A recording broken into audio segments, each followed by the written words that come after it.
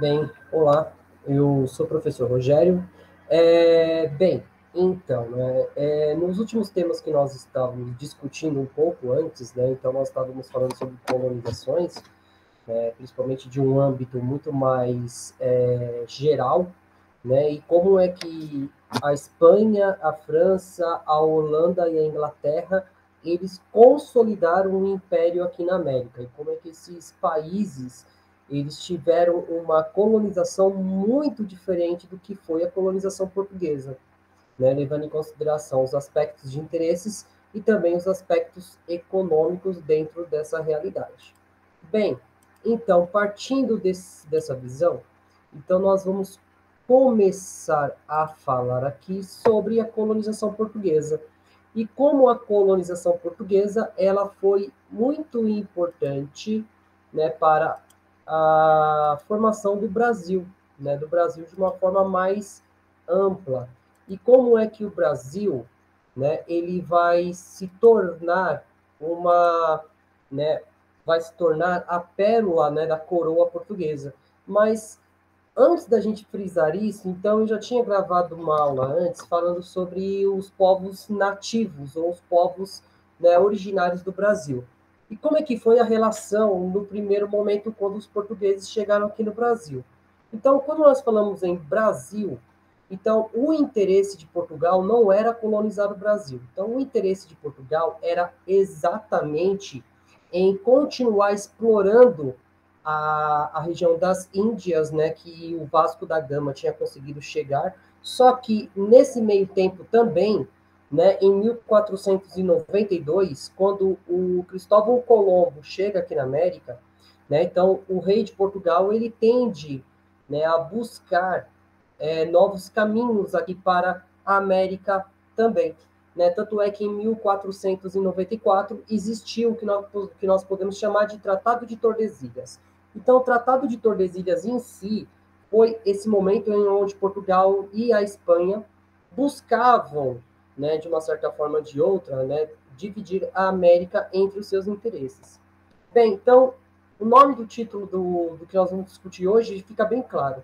Então, Brasil pré-colonial e o gênesis de um país e seus conflitos. Sempre bom nós ressaltarmos sobre isso. Então, quando nós falamos em colonização do Brasil, muitas vezes nós desconsideramos, né, o Brasil como, né, um país forjado sobre esses conflitos, né, que nós vamos ver os seus motivos. Bem, então, a história colonial do Brasil, né, no período também conhecido como Brasil Colônia ou Brasil Colonial, ocorreu entre o século XVI e o século XIX, quando o atual território brasileiro, né, abrigava a colônia do Reino de Portugal e a nação Brasil, né, surgiu como Estado soberano com a independência. Então, o Brasil é incluído em um conceito mais amplo, né, do que nós poderíamos chamar de América Portuguesa. Bem, então, o nosso território que hoje deu resultado ao Brasil, ele era conhecido também como América Portuguesa, levando em consideração que os portugueses, no primeiro momento, nós vamos ver que os apelos econômicos não eram tão interessantes de colonizar esse território. Bem, então o processo de colonização durou, né, da primeira metade do século XVI até a primeira metade do século XIX, tendo variações geográficas ao longo de quase 3 séculos de existência. Então, com a existência do Estado do Maranhão, criado em 1621, a partir da repartição do norte da América Portuguesa, que foi incorporado o Estado do Brasil em 1775. Portanto, o tema Brasil Colônia é anacrônico e meramente indicativo do período da história colonial. Então, durante esse período, nunca houve, né, uma integração nacional. Né? Então, o título de colônia ele só ganha mais força, principalmente quando, né, no caso, se inicia-se o processo de exploração do território. Bem, então, isso vai ser principalmente a partir, né, de 1530, quando os portugueses voltam o seu olhar para o Brasil. Né? E quando nós pensamos em território brasileiro, então existiam dois Brasis. O Maranhão, que era uma região mais ao norte, que era explorado principalmente por conta, né, das riquezas naturais, e a América, né, e o Brasil em si, que era a região ali do Nordeste e do Sudeste do nosso território. E com isso, né, formando o que nós podemos chamar do Estado do Brasil, ou o Reino do Brasil. Mas até 1800, né, 1808, né, era chamado de, né, no caso, né, na questão da América Portuguesa, ou do vice-reinado do Brasil, que também nós podemos chamar desse jeito. Bem, então, antes de 1500, né, a chegada do europeu aqui no território, né, então, que nós podemos chamar hoje de Brasil, o Brasil ele era povoado pelos indígenas, né, e eles eram várias nações, em contraste com nas possessões espanholas ao redor da América Portuguesa, né, então eles vão manter uma relação um pouco mais distinta do que os seus patrícios, né, no caso dos espanhóis, que seguiam os modelos, né, que os índios estavam mais habituados na região, levando em consideração que a América Espanhola ela concentrava ali três grandes impérios: o Império Inca, o Império Azteca e o Império Maia. Então isso vai fazer com que os espanhóis, né, eles tivessem, né, sob o seu controle alguns povos que já dominavam a exploração do território, né, principalmente por conta das grandes riquezas.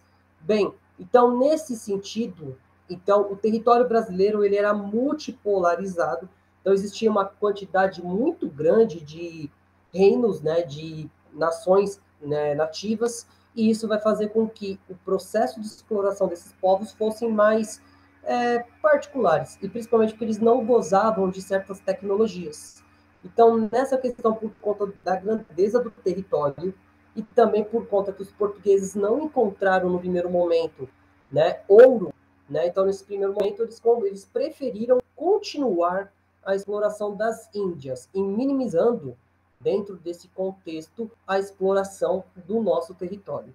E com isso, até a metade do século XVII, né, não houve essa busca, né, por colonização do nosso território, por conta da falta de, né, de riquezas tão exuberantes, como ouro, prata, entre outras questões, que só foram sendo descobertas a partir das missões, principalmente dos paulistas, né, que nós podemos denominá-los de bandeirantes. E nós vamos falar um pouquinho mais para frente. Bem, então, a economia do período colonial foi caracterizada pelo tripé, né, no caso da monocultura, do latifúndio e da mão de obra escrava.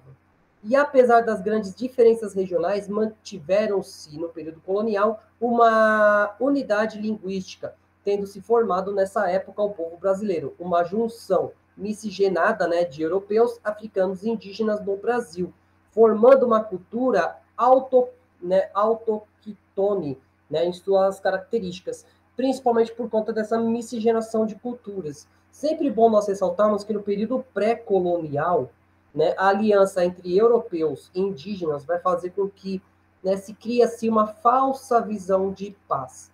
E que, com o passar do tempo, nós vamos ver que esse período de paz ele vai entrar em decadência.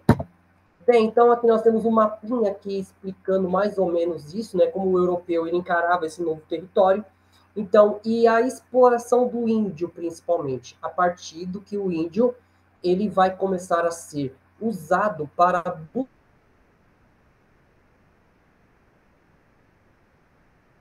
buscar riquezas no interior, né? Só que o índio ele tinha o conhecimento de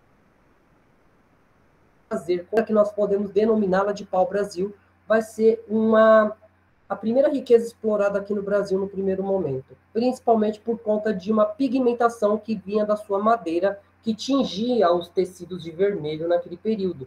E isso vai fazer com que o pau-brasil fosse a menina dos olhos do reino português. Só que os portugueses não entravam no interior para conseguir essa madeira. Então eles vão começar a explorar os índios. E com o passar do tempo, esses trabalhos vão começar a se modificar, né? Principalmente porque o índio ele começa a fugir do europeu. E com isso, né, vai se criar um problema sério em mão de obra. Então, com isso, nós vamos ver que desde a pré-colonização até a colonização em si, o maior problema dos colonos foi encontrar trabalhadores para, né, para de uma certa forma ou de outra, conseguir retirar as riquezas do nosso território.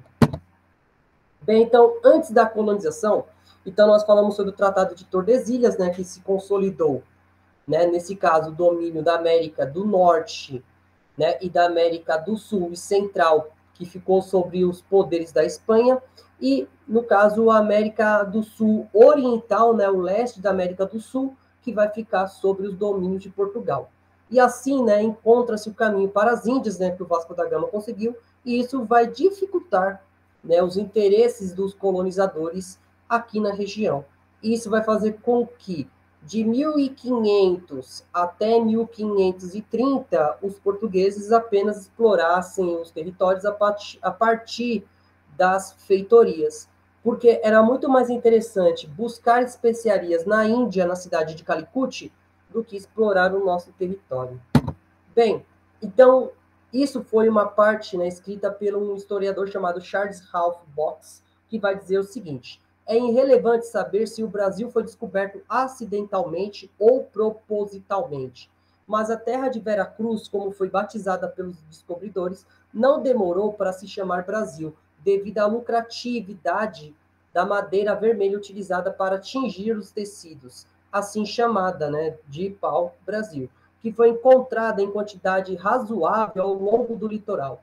E o empenho no comércio com a Índia, no ouro da Guiné, né, no caso de Mina, e na guerra com o Marrocos durante muitos anos, impediu a coroa portuguesa de se dedicar à região, recentemente descoberta, que não parecia possuir nada além do que madeira para atingir os tecidos, os papagaios, os macacos e os selvagens nus dos mais primitivos. Bem, então, nesse caso, nesse primeiro momento, o primeiro contato do português com aqui o Brasil não foi um contato muito ambicioso. Então, com isso, os portugueses eles tinham como ambição, né, continuar o seu comércio com as Índias e deixando um pouco de lado aqui a América Portuguesa. Né? Lógico que, com o passar do tempo, os franceses, os ingleses e também os espanhóis vão começar a vir, né, buscar traficar o pau-brasil para a sua nação, e com isso, né, iniciando alguns conflitos, que nós vamos ver um pouquinho mais para frente. Bem, então, em oposição a esse pressuposto, há historiadores que defendem a hipótese do conhecimento, do conhecimento de Martin Behem, né, que teriam sido assim, decisivos na salvaguarda da terra firme, né, então o território do Brasil. As ambições espanholas também tinham muita intenção de tomar a América Portuguesa. Então isso vai se gerar um grande conflito a partir dos interesses entre esses dois grandes estados.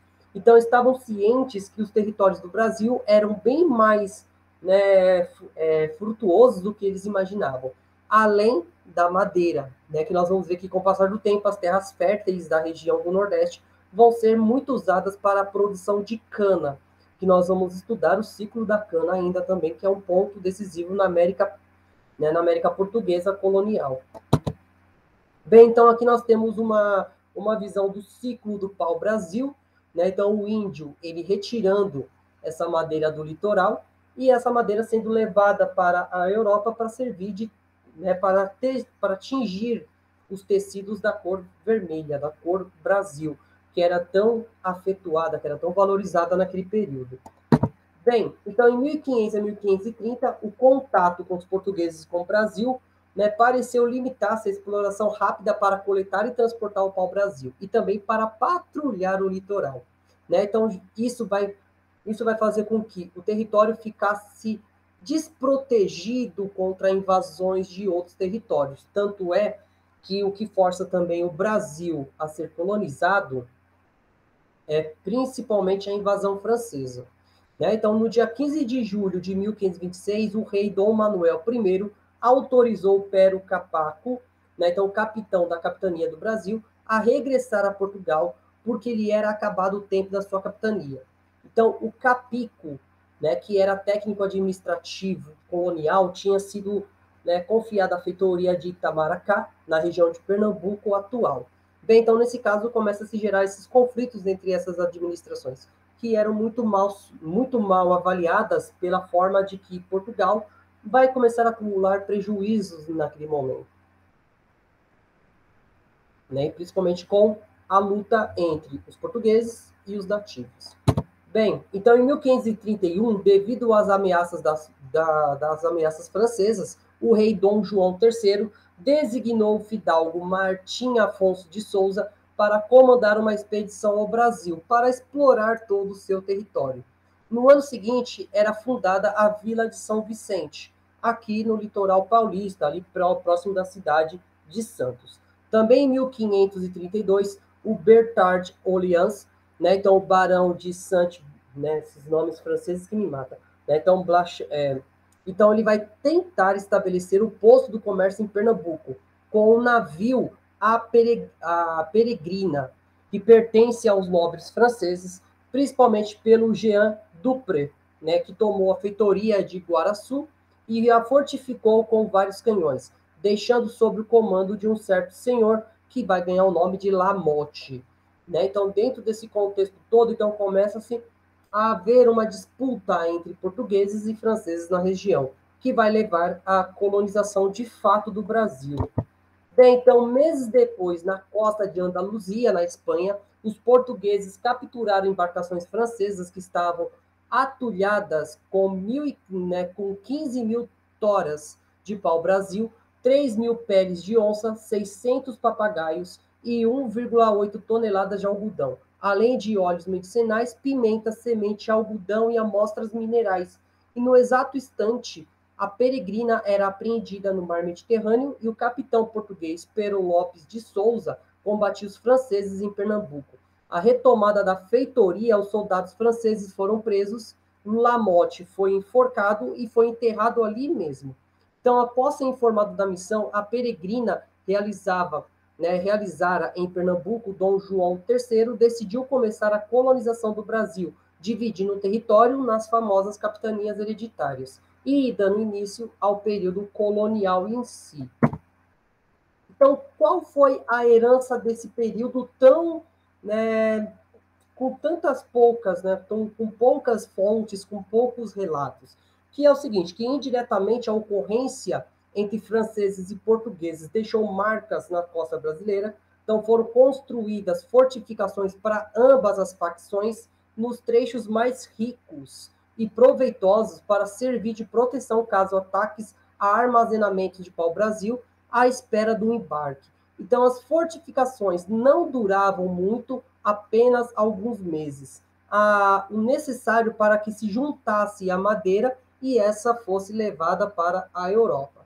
Então, obrigados a trabalhar como escravos até a morte, os nômades eram feitos de refém de suas próprias armas. Então, a exploração do pau-brasil era uma atividade que tinha necessariamente de ser nômade, né, por conta que o pau-brasil ele se esgotava rapidamente, né, e isso vai fazer com que, né, comece a surgir alguns núcleos de povoados, principalmente na região do litoral.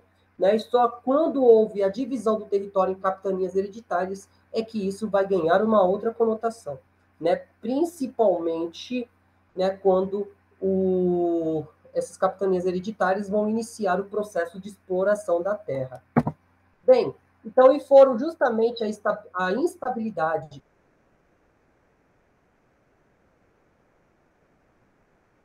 e a insegurança dos domínios portugueses sobre o atual Brasil, que era a expressão de Martim Afonso de Souza, nobre militar lusitano, que posteriormente, a seção dos direitos régios, os 12 donatários sobre os sistemas capitanias hereditárias. Bem, então, as capitanias hereditárias elas vão dar início por conta dessa tentativa de colonizar, de povoar o território brasileiro, fazer com que o território brasileiro, em vez de ter vários povoamentos espaçados, começam a ter um povoamento bem expressivo. E, com isso, explorar, né, diretamente o nosso território. Né, então, nós temos aqui dois mapas, né, que aí são mapas interessantes das capitanias hereditárias, principalmente por conta, né, das várias versões que nós vamos ver com o passar do tempo. Né, e como é que isso vai fazer com que o Brasil inicie-se a construção do seu território. Né, e, com isso, a formação de nosso país até os dias de hoje. Bem, então, acredito que tenha sido isso. Né? Então, quando nós falamos em território brasileiro, é sempre bom nós focarmos, né, que a colonização do Brasil não foi uma colonização tão simples, né, como nós esperamos, né, como nós buscamos entender a nossa realidade. Bem, então, o que nós vamos ver no próximo vídeo? Né, como é que foi essas capitanias hereditárias? Então, quais eram, né, quais foram as qualidades que o rei português ele buscava nesses senhores, né? E como é que o Brasil foi dividido e quais foram os resultados dentro desse contexto. Bem, gente, então agradeço a todos aqui pela atenção, né? Se você não é inscrito no meu canal aqui, vamos, né, se inscrever. Se você gostou do vídeo, dê o seu like, mas mesmo que você não gostou, né, deixa o seu like aqui para começar a fazer com que esse canal cresça um pouquinho mais, né? E com isso, né, nós possamos levar um pouquinho de conhecimento mais amplo, né, dentro da nossa história. Principalmente a história do Brasil, que ela é tão mal trabalhada, levando com outras versões. Bem, gente, então agradeço a todos, muito obrigado pela atenção e até a próxima.